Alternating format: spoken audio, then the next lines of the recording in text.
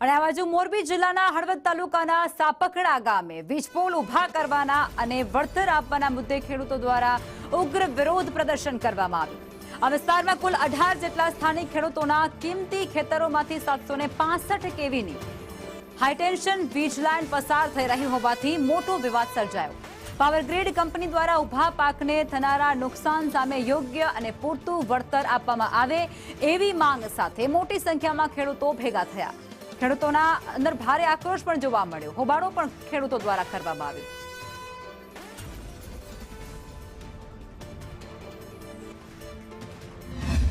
પહેલા તો અમારા ગામમાં 18 પોલ આવે છે, એમાં ફાઉન્ડેશનના કામ લગભગ જગ્યાએ પૂરા થઈ ગયા છે અને ઇરિગેશનનું મતલબ થાંભલો ઊભો કરવાનું કામ અત્યારે મહાદેવસિંહ નારૂભા ઝાલાના ખેતરમાં ચાલુ છે। હવે એ જગ્યાએ અમે કામ અટકાવ્યું છે।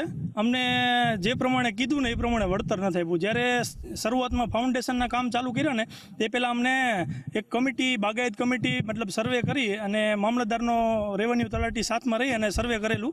એ સર્વે પ્રમાણે હવે અમને ચૂકવણી કરવાની ના પાડે છે। ખેડૂતોને બિલ મામલતદાર અને કંપનીવાળાની હાજરીમાં બનાવી દીધેલ છે।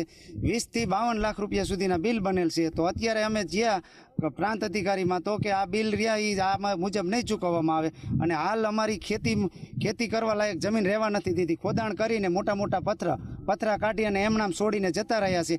તો આ બિલની વહેલામાં વહેલી તકે અમને ભરપાઈ કરે એવી અમારી મુખ્ય માંગણી છે।